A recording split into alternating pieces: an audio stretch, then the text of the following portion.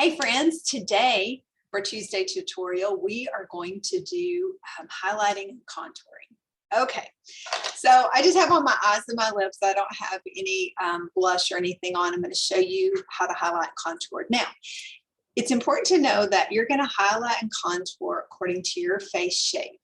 Okay, so sometimes we see videos out there and it's just one way to do it, but actually the oval face shape is like the ideal face. And so all the face shapes, when you highlight and contour, are trying to create more of an oval look to your face. That's why just don't do one thing for everybody. Okay. And your consultant or I can help you with that, because we have these handy dandy little guides on your eye shape and how to put eye makeup on, and your face shape and how to do that. Okay.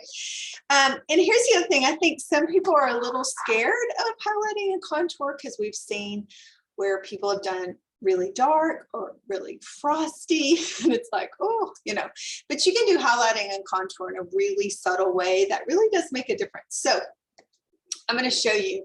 So this is just a palette with a couple of different blushes. I wanted to show you the contrast level. And then this is the contour, and it's a matte. This shade is called Latte. We have a deeper one for deeper skin tones.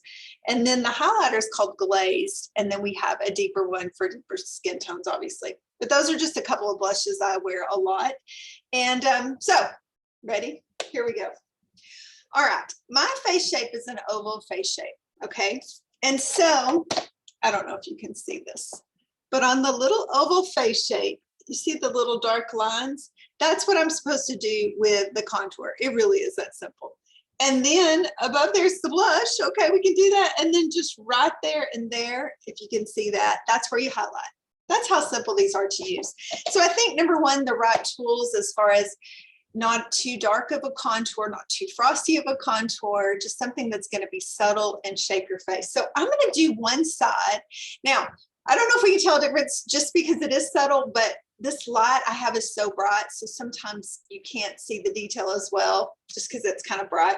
But this is our all over powder brush, and I take it and I squeeze it like this to make it kind of thin, because I'm supposed to get the contour right there. So it's just going to give me a little bit more definition for my cheekbones. Okay, so I'm going to use my little handy dandy, whoops, there we go, the little handy Latte. Okay, so here we go with the Latte.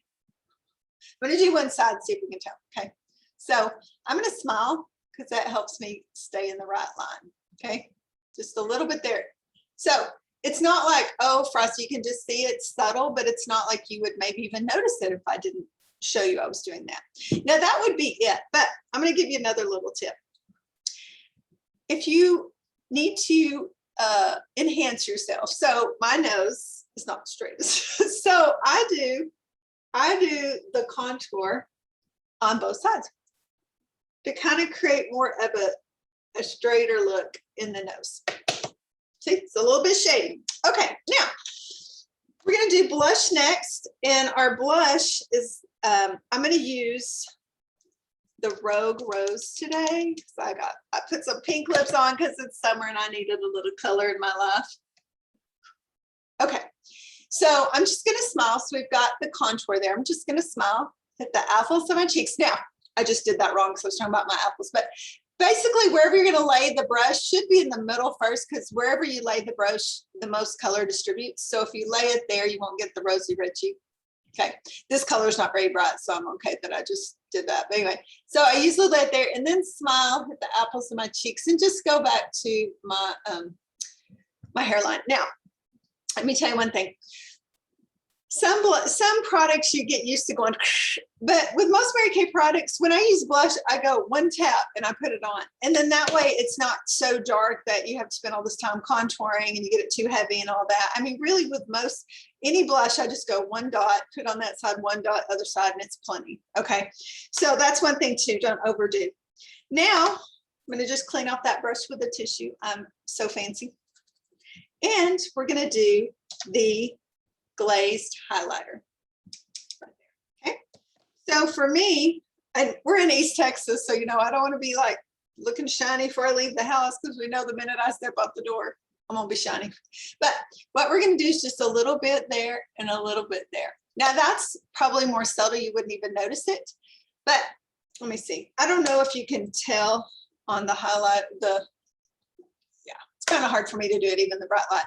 But anyway, it just gives you a subtle contrast, a little depth to your face, and you can probably tell more there. So the main thing about highlighting and contouring, it's simple, but it will make a difference in how the shape of your face looks. Just kind of gives you more of an oval look. So if you have a round face or a square face or a heart-shaped face or any of these other type of face shapes, you know, you can easily just kind of chisel out and give yourself a little bit more of a definition in the cheek line, or make yourself look a little bit slimmer with how you can do some of the contouring if you have more of a round face.